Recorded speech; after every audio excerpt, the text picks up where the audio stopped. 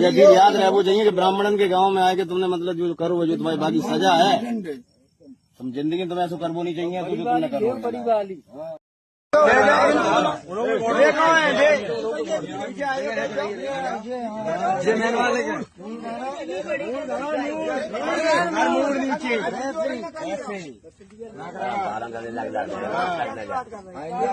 कभी नहीं करेंगे वो, कभी मत करना, इतना समझ लेना। तुम पंडित के हाथ से चुटैया कटवाए रहे ब्राह्मणन के गांव में आके तुमने मतलब जो करो।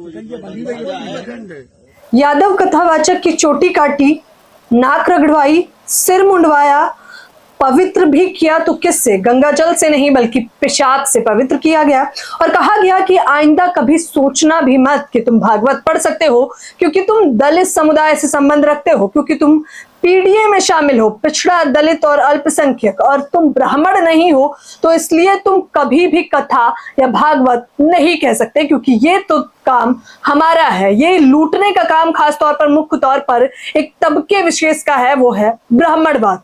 ये खबर है उत्तर प्रदेश के इटावा की। जब ये खबर निकलकर सामने आई तुरंत ट्विटर पे दो ट्रेंड करने लगी चीजें। पहला यादव समाज और दूसरा हिंदू राष्ट्र। जहां एक तरफ लोग हिंदू राष्ट्र की बखिया उधेड़ने लगे तो दूसरी तरफ यादव समुदाय के लोग एकजुट हो जाते हैं और सिर्फ यादव समुदाय से ही नहीं बल्कि यादव समुदाय से संबंध रखने वाले तेजस्वी यादव से लेकर अखिलेश यादव तो मोर्चा तक संभाल लेते हैं, ये कहते हुए कि अगर महज 3 दिन के अंदर कुछ कार्यवाही नहीं की गई तो एक बड़ा जन आंदोलन होगा क्योंकि पीडीए का इस प्रकार से अपमान तो बिल्कुल भी बर्दाश्त नहीं किया जाएगा। दोस्तों, क्या है पूरी खबर हम वो आपको बताएंगे, फिर उसके बाद कैसे राजनीतिक गलियारों में एक हलचल मची हुई है और ब्राह्मणवाद, मनुवाद सोच के लोगों की धज्जियां उड़ाई जा रही है सरेआम, वो हम आपको बताएंगे। अखिलेश यादव ने क्या कुछ ट्वीट किया है, लेकिन सबसे पहले वो खबर जान लीजिए जो आपको जान लेना बेहद आवश्यक है। वो खबर इसलिए जान लेना आवश्यक है क्योंकि जहां एक तरफ सरकार ये दावा करती है कि जाति पात की करो विदाई,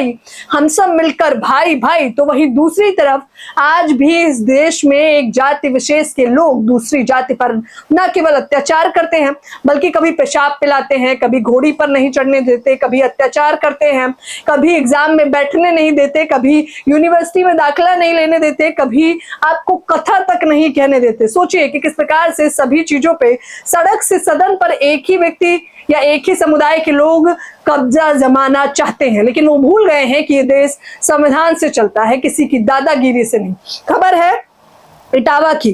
खबर सुनकर आप भौचक्का रह जाएंगे, लेकिन खबर बताना बेहद आवश्यक है। कथावाचक जिनका नाम है मुकुटमणि सिंह इटावा, मुकुटमणि सिंह और बाद में उनके हैं यादव, इटावा के सिविल लाइन इलाके के जवाहरपुरा राजा का बाग में रहते हैं।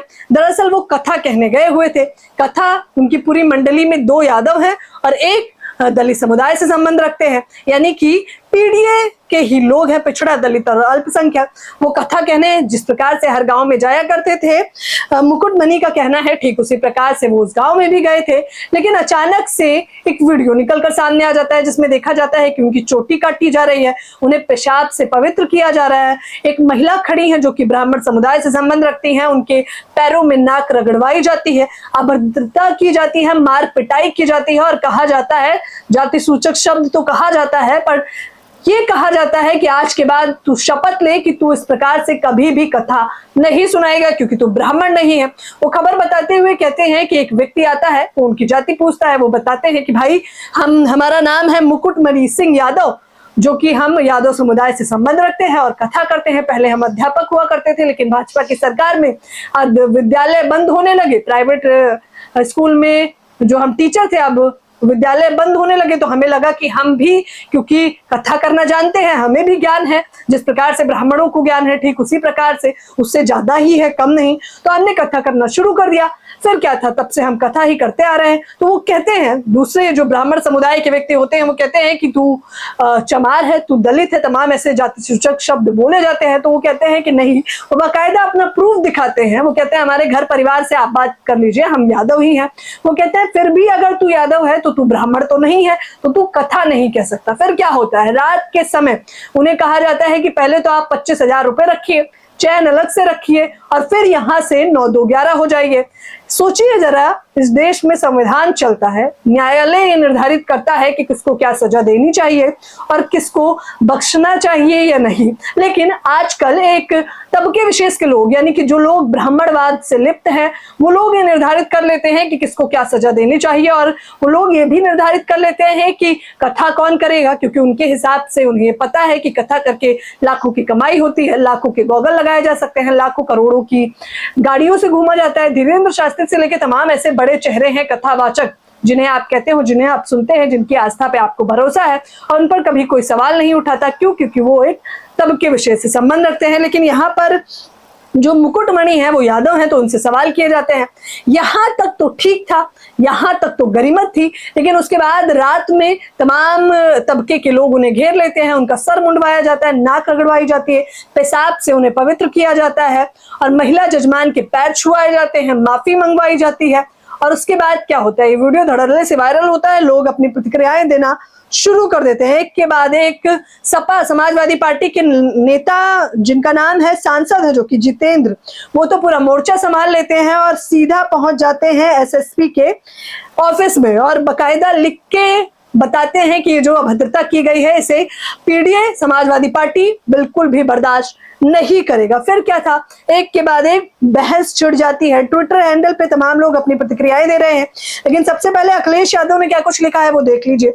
इटावा के बकेवर इलाके के दांदरपुर गांव में भागवत कथा के दौरान कथावाचक और उनके सहायकों की जाति पूछने पर पीडीए की एक जाति बताने पर कुछ वर्चस्ववादी और प्रभुत्ववादी लोगों ने साथ अभद्र व्यवहार करते हुए उनके बाल कटवाए, नाक रगड़वाई और इलाके की शुद्धि करवाई। सोचिए, हमारा संविधान जातिगत भेदभाव की अनुमति नहीं देता। ये व्यक्ति की गरिमा और प्रतिष्ठा से जीवन जीने के मौलिक अधिकार के विरुद्ध किया गया अपराध है। सभी अपराधियों की तत्काल गिरफ्तारी हो और यथोचित धाराओं में मुकदमा दर्ज किया जाए। अगर आगामी 3 दिनों में कड़ी कार्यवाही नहीं हुई तो हम पीडीए के मान सम्मान की रक्षा के लिए एक बड़ा आंदोलन का आह्वान कर देंगे। पीडीए के मान से बढ़कर कुछ भी नहीं। अखिलेश यादव जो कि उत्तर प्रदेश के पूर्व मुख्यमंत्री रहे हैं, अखिलेश यादव जो कि पीडीए पिछड़ा दलित अल्पसंख्यक चलाते हैं, जो न केवल चलाते हैं बल्कि उन तबके विशेष के लिए काम भी करते हैं। उन्होंने बीते कई सालों में जनता का भरोसा जीता है, इसीलिए लोकसभा के चुनाव में जिस प्रकार से उन्हें जीत हासिल की है वो तथ्य है, वो आधार ही बताने के लिए काफी है कि जनता किस प्रकार से भरोसा कर रही है। और 27 की तैयारियां भी चल रही है। समाजवादी पार्टी भी ठीक इसी प्रकार से ट्वीट करती है। इटावा में दलित पिछड़ा वर्ग के पीडीए परिवार के व्यक्ति के साथ हुई ये घटना बेहद निंदनीय है, आंखें खोलने वाली है और शर्मनाक है। संपूर्ण दलित पिछड़ा पीडीए को ये भाजपाई कृत्य देखना, सुनना, समझना चाहिए और भाजपा से दूरी बनाना चाहिए। अब इसके बाद मैंने आपको शुरुआत में बताया था 2 बहस छिड़ गई, पहला यादव समाज और दूसरा हिंदू राष्ट्र। हिंदू राष्ट्र पे तमाम लोग प्रतिक्रियाएं दे रहे हैं।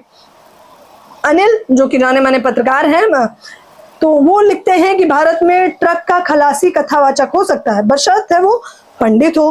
कोई बहुजन कितना भी प्राकंड विद्वान हो, वो कथा नहीं कह सकता क्योंकि वो पंडित नहीं है। ऐसे बनाओगे हिंदू राष्ट्र? फिर एक एक करके हिंदू राष्ट्र की एक बहस छिड़ जाती है। कथावाचक यादव समाज का था तो कुछ लोगों ने ठकला करके सर को मूत्र से धोया, बाल काटे। जी हाँ, बिल्कुल सही सुन रहे हैं, पेशाब से धोया गया।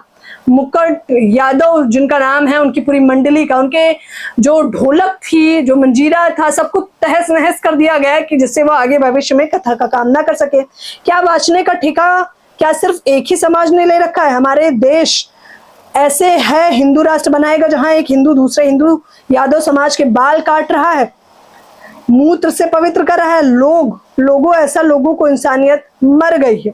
मैंने आपको शुरुआत में ही बताया था कि किस प्रकार से दोहरा चरित्र इस पूरी खबर पर निकलकर सामने आ रहा है। लक्ष्मण यादव जो कि प्रोफेसर भी हैं, उन्होंने सीधा प्रतिक्रिया दी है कि कथावाचक का मुंडन, नाक रगड़वाना, जलील करना वजह की ये भागवत कथावाचक यादव यानी पिछड़ी जाति का है।